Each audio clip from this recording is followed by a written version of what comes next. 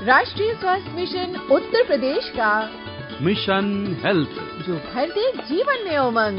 बने रहिए हमारे संग मिशन हेल्थ।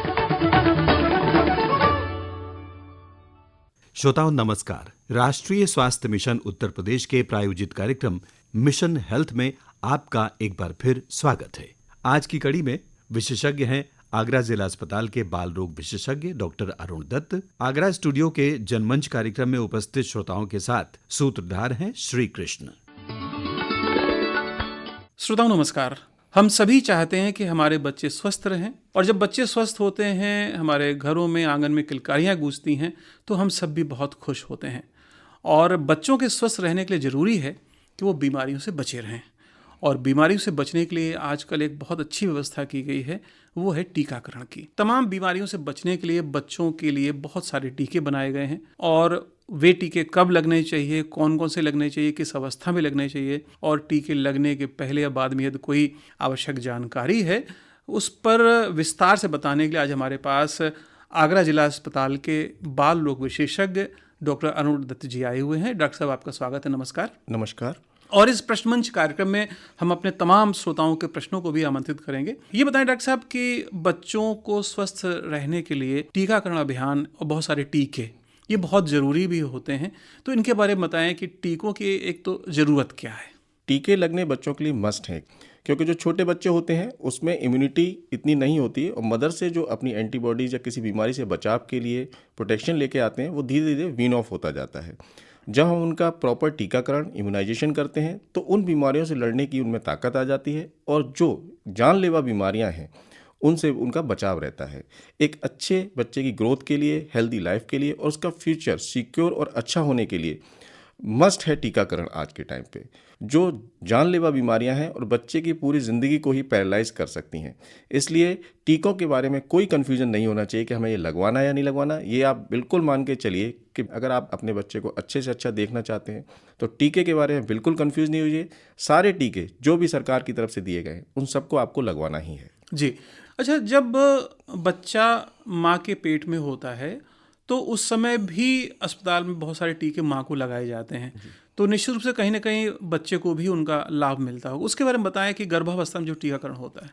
टीके की शुरुआत जब प्रेगनेंसी स्टार्ट होती है उसी समय से हो जाती है, और हो जानी चाहिए। अगर आपको मालूम है कि प्रेगनेंसी हो गई है, आप डॉक्टर के पास जाएंगे, विजिट करेंगे, तो जब आपका रजिस्ट्रेशन होता है उसी समय से हम टीकाकरण स्टार्ट कर देते हैं, जिसमें मदर को टीका लगाया जाता है।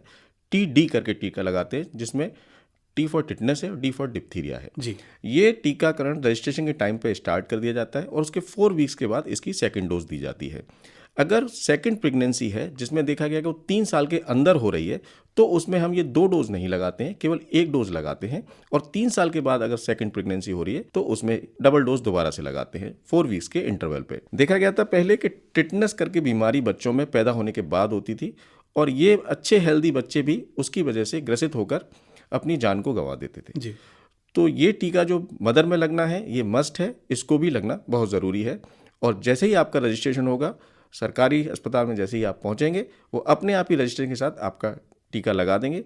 वहाँ कंफ्यूज होने की ज़रूरत नहीं है कि पहले हमारे लग गए हैं। वो अपने हिसाब से, आपके टाइम के हिसाब से जो टीका ज़रूरी है वही टीका आपको लगाया जाएगा। अच्छा, ये तो रही बात बच्चे के जन्म लेने के पहले की। जब बच्चा जन्म लेता है तो कौन कौन से टीके लगते हैं और कितने दिनों पे लगते हैं? जैसे ही बच्चा जन्म लेता है तो हमारी बर्थ डोज के नाम से 3 टीके हम लोग उसमें लगाते हैं। एक BCG लगाते हैं, एक OPV जो ओरल दिया जाता है, एक हेपेटाइटिस B जिसे हम 0 डोज कहते हैं। जी, इसमें जो BCG का वैक्सीनेशन है ये बच्चे को बर्थ पे ही लगाना होता है, लेकिन किसी वजह से बर्थ आपकी इंस्टीट्यूशनल नहीं हो पाई है या कहीं दूर थे आप उस समय, तो घबराने की ज़रूरत नहीं है कि बर्थ पे नहीं लगाए, ये उसके बाद भी लग सकता है। अगर 1 महीने के अंदर आप लगवा लेंगे तो पूरी 0.05 ml आप इंटरडर्मल लगवा लेंगे, और 1 महीने के ऊपर भी हो गया फिर भी आपको BCG वही बर्थ वाला टीका है जी, वो लगना है। उसमें हम 0.1 ml इंटरडर्मल लगाएंगे। जो पोलियो का है वो कोशिश की जाए कि 15 दिन के अंदर लग जाना चाहिए। हेपेटाइटिस बी के लिए हम यही कहेंगे कि विद इन 24 आवर्स ही इसका डोज रहता है। बस इसमें ध्यान देने वाली बात यह है कि बच्चे का वजन हमारा 2 किलो से ऊपर होना चाहिए। अगर 2 किलो से छोटा बच्चा है तो डॉक्टर की एडवाइस के बाद, जब डॉक्टर डिसाइड करेंगे तब लगाएंगे, वरना जब बच्चा 1 महीने से ऊपर हो जाएगा फिर वेट का क्राइटेरिया नहीं रहेगा हमारा, हमें उनको हेपेटाइटिस बी का वैक्सीन देना होगा। हेपेटाइटिस का इंजेक्शन मतलब जो लिवर से संबंधित होता है? जी हाँ, ये पीलिया वाला टीका है जो हेपेटाइटिस बी से होता है। वैसे ये पीलिया ये उस तरीके का है जो कांटेक्ट से फैलता है, मतलब ब्लड के कांटेक्ट से, या जो आपकी सिरिंजेस है, फॉल्ट जो हम प्रैक्टिस यूज करते थे उसकी वजह से था। ये लिवर को काफ़ी ज़्यादा डैमेज करता है, तो हमारे रूटीन इम्यूनाइजेशन में है हेपेटाइटिस बी का टीका, इसको लगना है।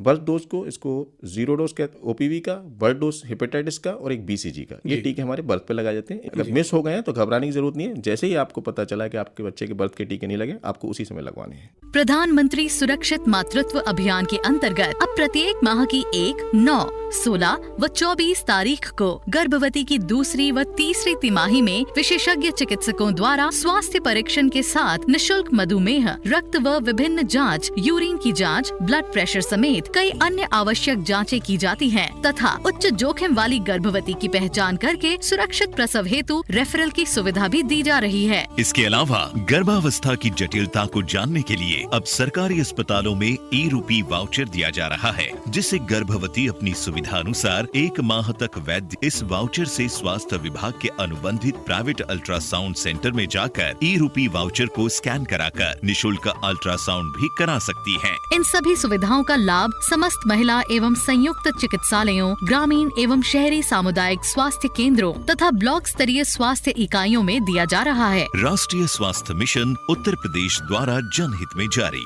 अच्छा, ये जब पहला डोज हो गया है जो आपने बताया, इसके बाद फिर जब बच्चे बड़े होते हैं उसके बाद फिर क्या क्रम चलता है? कौन कौन से टीके हैं, कब कब लगने, माता पिता को कब उसके बारे में सोचना शुरू कर देना चाहिए? जैसे आपकी डिलीवरी हुई उस समय बर्थ के टीके हॉस्पिटल में या जहाँ भी आपकी डिलीवरी वहाँ पर लग गए, उसके बाद आप अपने घर पहुँच गए हैं तो 1.5 महीने से 6 वीक से हमारा इम्यूनाइजेशन स्टार्ट होगा। 6 वीक्स पर, 10 वीक्स पर, 14 वीक्स पर टीके हैं जिसमें हम आपको लगाते हैं ओपीवी, पेंटावैलेंट और रोटावायरस, जिसमें 6 वीक पर ओपीवी दिया जाता है। ओपीवी के साथ अब हम फ्रैक्शनेटेड आईपीवी भी लगाते हैं। इनके साथ ही जो आईपीवी है, इनएक्टिवेटेड पोलियो वैक्सीन है, ये भी हम साथ में ही देते हैं। बस अंतर इतना है कि ओरल पोलियो वैक्सीन की हम 3 डोजेस देते हैं 6, 10 और 14 वीक्स पर।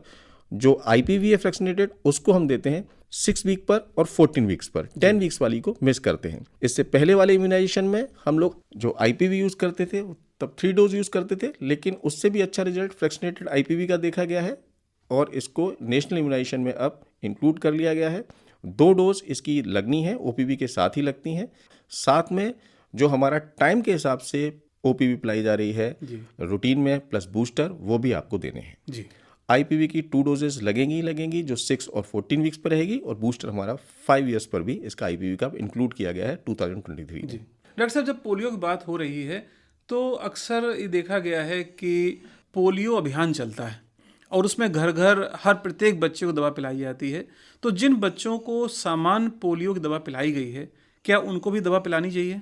जी हाँ, पोलियो अभियान जब चलेगा तो उस समय सभी बच्चों को पोलियो की दवा पिलानी है, क्योंकि पोलियो की दवा पिलाने से सिर्फ आपका बच्चा प्रोटेक्ट नहीं होता है, आपकी कम्युनिटी में और भी बच्चे प्रोटेक्ट होते हैं जो किसी वजह से मिस हो गए हैं। उनको भी आपके बच्चे को पिलाई हुई दवा से फायदा होगा और पूरी तरीके से इस बीमारी को खत्म करने की तरफ हम अग्रसर रहेंगे और जिससे ये बीमारी दोबारा से ना आ सके।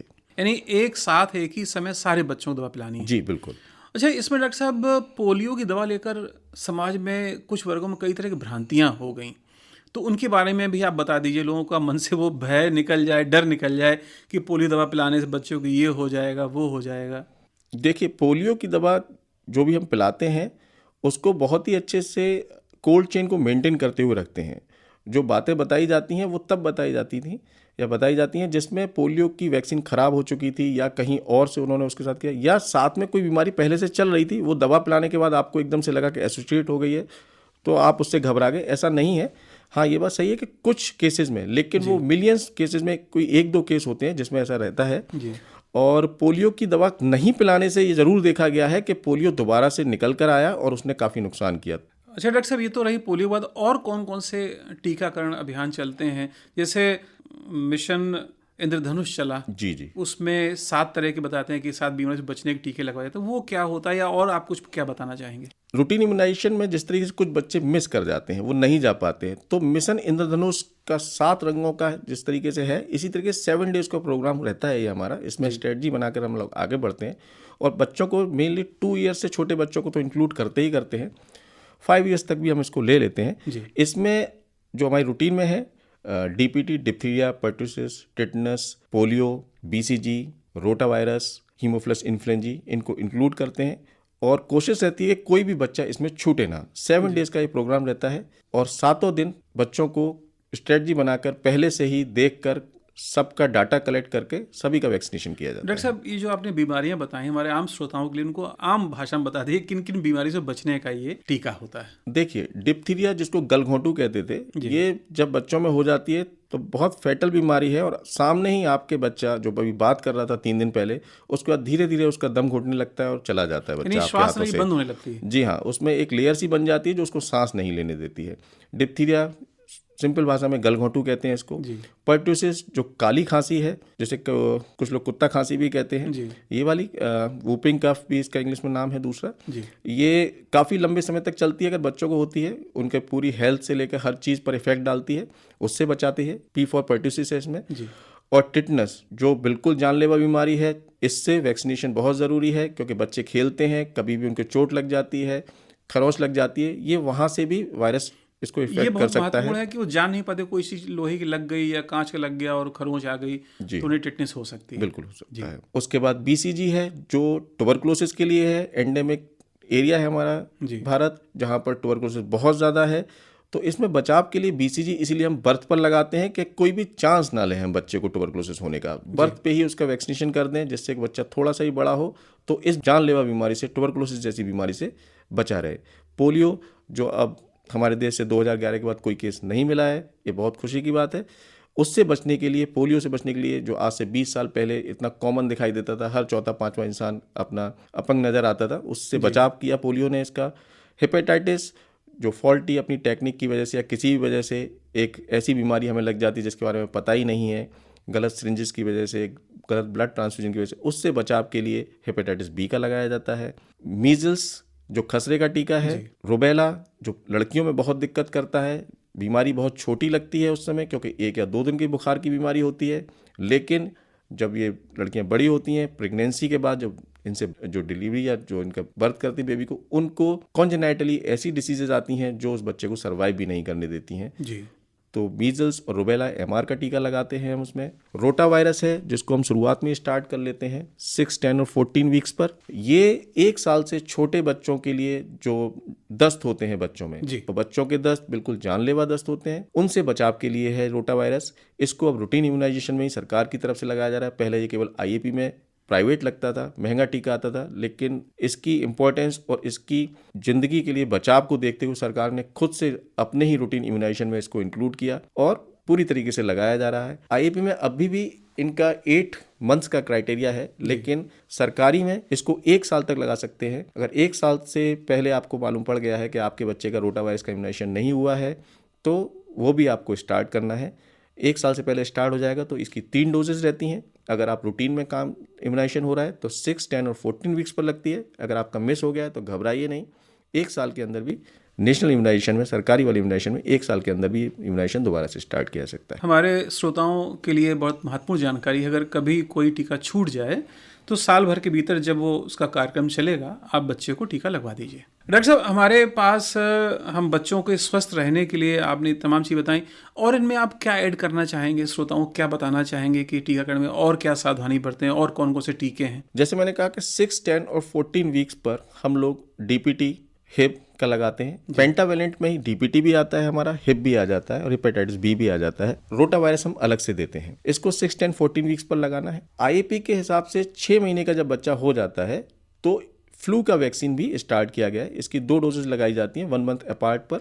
अभी नेशनल इम्यूनाइजेशन में नहीं है, लेकिन अगर आप कैपेबल हैं, लगवा सकते हैं, तो आपको ये फ्लू का वैक्सीन स्टार्ट करा देना चाहिए। ये शुरुआत में 6 मंथ के बाद स्टार्ट कर देते हैं हम लोग, 1 वीक्स के अपार्ट, 4 वीक्स के अपार्ट पर 2 डोजेस के बाद। ईयरली फिर चलेगा, क्योंकि इस समय भी देखा गया है कि हमारे देश में जब भी मानसून आता है या मौसम में चेंजेस आते हैं तो कॉमन कोल्ड, फ्लू काफ़ी फैल जाता है एकदम से, और ये बच्चों को बहुत ज़्यादा जी। दिक्कत देता है। तो उससे बचने के लिए फ्लू का रूटीन इम्यूनाइजेशन आप ईयरली कराते रहिए, जिससे बच्चों को अपना एक अच्छा सा ग्रोथ हो सके उनकी, क्योंकि कई बार देखा गया है कि बच्चे हर सीजन में बीमार हो जाते हैं, बहुत जल्दी जल्दी बीमार होते हैं, तो फिर उस तरीके से उनकी ग्रोथ नहीं हो पाती है। तो फ्लू का वैक्सीन लगना है। 9 मंथ्स पर हमारा MR का टीका हम लगाते हैं, जिसमें मीजल्स और रुबेला है। फिर इसका बूस्टर हम 16 to 24 मंथ्स पर लगाते हैं। 1 ईयर का जब बच्चा हो जाता है तो हम इसका टाइफाइड का लगाते हैं। टाइफाइड अभी हमारे सरकारी वालों में नहीं है, लेकिन प्राइवेट में है। वही मैं कहूँगा कि टाइफाइड का भी अब आपको लगवाना चाहिए, क्योंकि इससे पहले जो टीका आता था टाइफाइड का, वो पॉलीसैकेराइड वाला वैक्सीन आता था, जिसको एक बार लगाने के बाद हर 3 साल पर रिपीट करना पड़ता था हमें। लेकिन अब ऐसा नहीं है, कंजुगेटेड वैक्सीन आ रही है टाइफाइड की, सिंगल डोज से ही काम हो जाता है। और बच्चे ही क्यों, बड़े भी अगर उनको लगता है तो, क्योंकि एंडेमिक एरिया है एंट्रिक फीवर टाइफाइड के लिए हम लोगों का देश, तो उससे बचाव के लिए ये एक टीका लगवाना चाहिए। यानी मियादी बुखार का टीका एक लग गया तो हमेशा के लिए पर्याप्त है। जी हाँ, अब जो नया वैक्सीन आया है वो सिंगल डोज है। ये तो बहुत अच्छी बात है। अब डॉक्टर साहब, हमारे बीच बहुत सारे साथी हैं जिनकी तमाम जिज्ञासाएं आपसे प्रश्न पूछना चाहते हैं। डॉक्टर साहब नमस्कार। मेरा नाम शोभना है, 5 साल का मेरा बेटा है। उसको कौन कौन से टीके हैं जो लगने होंगे? देखिए, अगर रूटीन इम्यूनाइजेशन आपका चल रहा है तो वहाँ वैक्सीनेशन कार्ड भी आपका बनाया गया होगा। उस वैक्सीनेशन कार्ड पे हम लोग डोज देते हैं। वैसे 5 साल के बच्चे, अगर आपका जो बर्थ का टीका है 6-14 वीक्स वाले टीके लग गए हैं, 9 मंथ्स का लगा है, तो बूस्टर हमारा 16 से 24 महीने वाला लगता है, और 5 साल पर हमारा सेकंड बूस्टर लगता है। इस समय अगर आपका पहले का इम्यूनाइजेशन प्रॉपर हो रखा है तो आपके बूस्टर बचे हुए हैं, वो बूस्टर डोज आपको लगनी है इस समय। जी, धन्यवाद डॉक्टर साहब। नमस्कार डॉक्टर साहब, मैं अनुज उपाध्याय सिकंदरा से हूँ। मेरा सवाल है, यदि शिशु को तेज बुखार आ रहा है तो कौन कौन सा टीकाकरण करवाना चाहिए या नहीं? देखिए, अगर बच्चे को तेज बुखार आ रहा है, अगर बच्चे का फीवर 100.4 डिग्री फ़ारेनहाइट से ज़्यादा है, तो उस समय हमें टीकाकरण में वेट करना चाहिए। जब बच्चा ठीक हो जाएगा उसके बाद ही हमें टीकाकरण करना चाहिए। अगर बच्चे को हरारत बोलते हैं जिस तरीके से कि मेरे बच्चे को हरारत है लेकिन कोल्ड चल रहा है, उस समय हम टीका लगवा सकते हैं। लेकिन अगर बच्चे का फीवर रिकॉर्डेड है जो 100.4 डिग्री फ़ारेनहाइट से ज़्यादा है, तो उस समय टीकाकरण में वेट करना चाहिए आपको। जी धन्यवाद डॉक्टर। नमस्कार डॉक्टर साहब, मैं सेक्टर 7 आवास विकास कॉलोनी सिकंदरा से हूँ। मेरा नाम छवि गर्ग। मेरा प्रश्न है कि मिशन इंद्रधनुष में कौन कौन से टीके लगते हैं? क्या इसके अंतर्गत टीके लगवाने के बाद भी टीके लगवाने पड़ेंगे? देखिए, मिशन इंद्रधनुष हमारा एक स्ट्रेटेजिक प्रोग्राम रहता है जो 7 डेज तक चलाते हैं। इसमें जो मीजल्स और रुबेला का तो हम इसमें लगाते हैं। मेनली हमारा एम्फेसिस में मीजल्स और रुबेला के लिए रहता है। स्कूल से लेकर हर जगह कहीं भी बच्चा मीजल्स और रुबेला से छूटा ना हो। बाकी जिन बच्चों का टीकाकरण नहीं हुआ है उनका हम इसमें पूरा सभी डिसीज़ के लिए, जैसा मैंने पहले से बताया, BCG, OPV, हीमोफिलस जी, डिप्थीरिया, DPT, इनका वैक्सीनेशन पूरा करते हैं। मीजल्स और रुबेला के लिए हमारा ज़्यादा फोकस रहता है, और जो बच्चे छूट गए हैं उनका पूरा इम्यूनाइजेशन हम इसमें करेंगे। 10 ईयर्स के बाद TD का टीका हम लोग लगाते हैं, जो 10 साल पे लगेगा, उसके बाद 16 साल पे लगेगा, और हर 10 साल पर ही लगेगा, जिससे कि आपको कभी भी जैसा लगता है बार बार कि मेरे सुई चुभ गई है या मेरा किसी लोहे की जंग लगी हुई चीज़ से लग गया, तो जो आपको डर लगता है कि मुझे टिटनेस तो नहीं हो जाएगा, फिर आपका वो डर खत्म हो जाएगा। जी बहुत बहुत धन्यवाद। नमस्कार डॉक्टर साहब, मैं सुनील श्रोती जंगजीत नगर आगरा से। मैं ये पूछना चाहता हूँ, टीकाकरण के बाद बुखार भी आ जाता है, तो क्या इस प्रकार के बुखार में कोई दवा दी जा सकती है? देखिए, टीकाकरण के बाद बुखार आना कोई ख़राब बात नहीं है, क्योंकि जैसे DPT का टीका है हमारा, या और भी टीके हैं, ये जो वैक्सीन जो होती है, ये एक तरीके से वो बीमारी का ही बहुत छोटा सा रूप होती है जो आप में इन्फेक्शन ना फैलाए। लेकिन जब ये शरीर के अंदर डाली जाती है तो शरीर अपना रेस्पॉन्स दिखाता है, इस पर एंटीबॉडीज़ बनाता है इसके अगेंस्ट में। तो इसीलिए जो बीमारी एक बहुत बड़े रूप में आने वाली होती है अगर आपका टीकाकरण नहीं हुआ है, तो जब टीकाकरण करते हैं तो वो छोटे रूप में आती है, और उसके जो सिम्टम होते हैं बीमारी के, वो बुखार के रूप में आपको दिखाई देते हैं। इससे एंटीबॉडी अच्छी बनती है, बच्चे का वैक्सीनेशन अच्छा माना जाता है, और इस बुखार को ही केवल उतारना होता है, जिसके लिए प्लेन पैरासीटामोल ही आपको यूज़ करनी है, और घबराने की बिल्कुल भी ज़रूरत नहीं है। जो साइट होती है जहाँ पर टीका लगाते हैं उसमें थोड़ी स्वेलिंग आती है, थोड़ी गांठ सी भी बन जाती है, बुखार आता है, उससे घबराने की ज़रूरत नहीं है। जी धन्यवाद सर। डॉक्टर साहब नमस्कार, मैं राहुल मिलन खंडारी से हूँ। डॉक्टर साहब, मेरा बच्चे का टीकाकरण कोविड में नहीं हो पाया। वो 5 साल का लगना था, अब वो 8 साल का है, तो क्या वो 5 साल वाला टीका अब लग सकता है? देखिए, बूस्टर डोज हम 7 ईयर्स तक तो लगाते हैं। अगर 7 ईयर्स भी क्रॉस कर गया है तो उससे पहले का जो इम्यूनाइजेशन रहा था आपका, उसी से उसकी इम्यूनिटी बनी रहेगी। और बूस्टर के अलावा जैसे DPT में से हमारा जो TD बन जाएगा वो आपका 10 ईयर्स पे लग जाएगा। थैंक यू डॉक्टर साहब। नमस्कार डॉक्टर साहब। नमस्ते। मैं सुमित कौशिक, गोकुलपुरा राय मंडी से। डॉक्टर साहब, मैं आपसे जानना चाहता हूँ कि बहुत से ग्रामीण क्षेत्रों में घर में प्रसव होते हैं, ऐसे में टीकाकरण कार्यक्रम का कैसे समाधान हो? देखिए, अगर प्रसव घर में हो गया है, डिलीवरी घर में हो गई है, तो यहाँ तक तो आप गलती कर चुके हैं, अब आगे की गलती ना करें। जो भी आपके पास आशा आती है उसको आप बताइए, रजिस्ट्रेशन कराइए, आपका कार्ड बनेगा और टीका लगेगा। अगर आशा भी नहीं है तो प्राइमरी हेल्थ सेंटर पे पहुंचिए, बच्चे के बारे में बताइए। ये आपकी ही जिम्मेदारी है, आपका ही बच्चा है, आप इसको इस तरीके से नहीं छोड़ सकते हैं। प्रसव आपने घर पे कर लिया, ठीक है, लेकिन बच्चे को आपको बताना होगा। वैसे सरकार की तरफ से अब बहुत ज़्यादा प्रोग्राम चलाए जा रहे हैं। कम चांसेस है कि सरकार की तरफ से छूटे। ये चांस तभी है कि जब आप नहीं बता रहे हैं कि बच्चा है मेरे पास, उसका रजिस्ट्रेशन नहीं करा रहे हैं, उसी केस में आपका इम्यूनाइजेशन नहीं होगा। अदरवाइज कोई ऐसा चांस नहीं है कि आपका इम्यूनाइजेशन ना हो पाए। आशा घर घर जाकर पता करके रजिस्ट्रेशन करके सबके टीके लगाती हैं। जी धन्यवाद डॉक्टर साहब। नमस्कार डॉक्टर साहब, मैं गोपाल शर्मा, मधुनगर आगरा से। मेरा एक प्रश्न है कि मेरा जो भतीजा 8 महीने का है और BCG का वैक्सीन उसे लग चुका है, मगर जो है उसका निशान नहीं आया। देखिए, अगर आप कंफर्म है BCG का टीका लग गया और आपका कार्ड भी बनाया, उस पर BCG टिक है, तो परेशान नहीं होने की ज़रूरत है। इसमें BCG का स्कार मार्क 10% केसेस में नहीं आता है, लेकिन स्कार मार्क नहीं आने पर आपको दोबारा BCG का टीका नहीं लगवाना है। इससे जो उसने एंटीबॉडी बनाई थी अपनी, उनको BCG का अगेन लगाने से वो उसके टाइटर को कम ही करेगा। अगर आप कंफर्म है कि आपका BCG का टीका लगा है और स्कार नहीं आ रहा है तो परेशान ना हो, क्योंकि कई बार केसेस में होता है कि BCG लगाते समय या उसमें इंटरडर्मल लगाते हैं, थोड़ा अगर सबक्यूटेनियस चला जाता है या कुछ होता है तो स्कार उस तरीके से फॉर्म नहीं हो पाता है। तो इसका मतलब बिल्कुल ये नहीं है कि आपके बच्चे का टीका गलत हो गया या उससे, क्योंकि स्कार नहीं आने से उसकी जो पावर है टीके की वो कम नहीं है। आपका बच्चा ट्यूबरकुलोसिस के अगेंस्ट प्रोटेक्ट है। जी डॉक्टर साहब। अच्छा, एक प्रश्न और है मेरा कि हमारा जो इंद्रधनुष प्रोग्राम है 7 वैक्सीन का, इसके अंतर्गत अगर हम टीका लगवा लें तो इसके बाद भी आवश्यकता पड़ती है आगे टीका लगाने की, या पर्याप्त इम्यूनिटी प्रदान कर सकता है? जी, अगर मिशन इंद्रधनुष में जो अगर आपने पहले टीके नहीं लगवाए थे, जो छूटे हुए टीके थे, वो इसमें लगाए जाएंगे और फिर जो उसका प्रॉपर शेड्यूल होगा उस तरीके से रहेगा। इसमें मीजल्स और रूबेला का इसमें हम रिपीट कर देते हैं डोज को, सेकंड डोज भी लगाते हैं। और अगर आपका टीकाकरण पूरा हो चुका है तो जो टीके छूटे होंगे वो मिशन इंद्रधनुष में कंप्लीट कर दिए जाएंगे।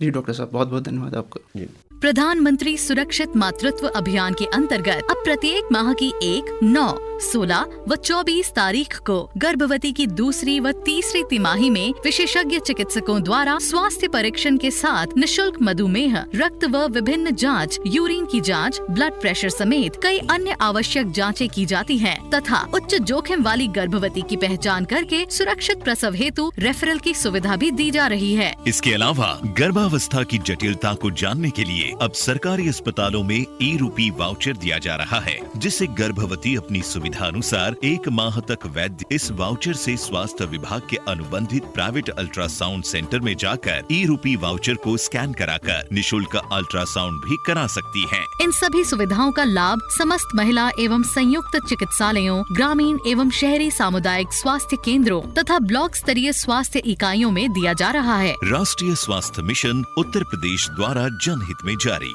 डॉक्टर साहब, हमारे तमाम साथियों के प्रश्न थे जो आगरा के अलग अलग क्षेत्रों से आए थे। अब चलते चलते ये और बता दें कि अगर कोई और महत्वपूर्ण चीज छूट गई हो जो आप संदेश देना चाहें हमारे श्रोताओं को, और इस समय आपको पूरे प्रदेश के लोग सुन रहे हैं, तो आपकी राय उनके लिए बड़ी महत्वपूर्ण है।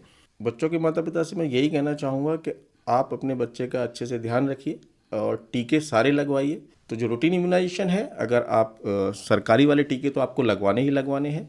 कुछ टीके और रह जाते हैं जो IAP की गाइडलाइंस में रहते हैं, IAP की तरफ से रहते हैं, अगर आप कैपेबल हैं तो उनको भी लगवाएं। जैसे हेपेटाइटिस A है, जो अच्छा खाना नहीं खाने से या दूषित पानी पीने की वजह से रह जाता है, तो हेपेटाइटिस का टीका भी 9 मंथ्स के बाद आता है, जिसको आपको लगवाना चाहिए। एक टीका और मैं कहूँगा, चिकन पॉक्स का, माता का टीका, क्योंकि माता का टीका अभी लग जाएगा आपके बच्चे को, 9 मंथ्स के बाद हम लोग इसको लगाते हैं, 2 डोजेज में लगाते हैं। इसको भी आपको लगवाना चाहिए, जिससे कि आपका बच्चा प्रोटेक्ट हो जाए चिकन पॉक्स के लिए। क्योंकि चिकन पॉक्स बच्चों में होती है तब इतनी जानलेवा नहीं होती है, लेकिन अगर ये एडल्ट फेज में आता है तो ज़्यादा नुकसान करता है। तो चिकन पॉक्स के लिए भी मैं कहूँगा कि इस टीके को भी आपको लगवाना है। टाइफाइड का वैक्सीन आपका छूटता है रूटीन में सरकारी वाले में, इसको आपको ज़रूर लगवाना चाहिए। हम लोग जैसे आगरा के हैं तो जापानीज एनकेफेलाइटिस पे इतना ज़्यादा नहीं सोच पाते हैं, या दिमागी बुखार वाली बीमारी की तरह, लेकिन ईस्टर्न यूपी या आपका वहाँ से कोई रिलेशन भी है तो इसको भी आपको ये टीका जब लगे तो इसको लगवाना है आपको। बाकी बच्चों का ध्यान रखना है आपको, और जो देखा गया है कि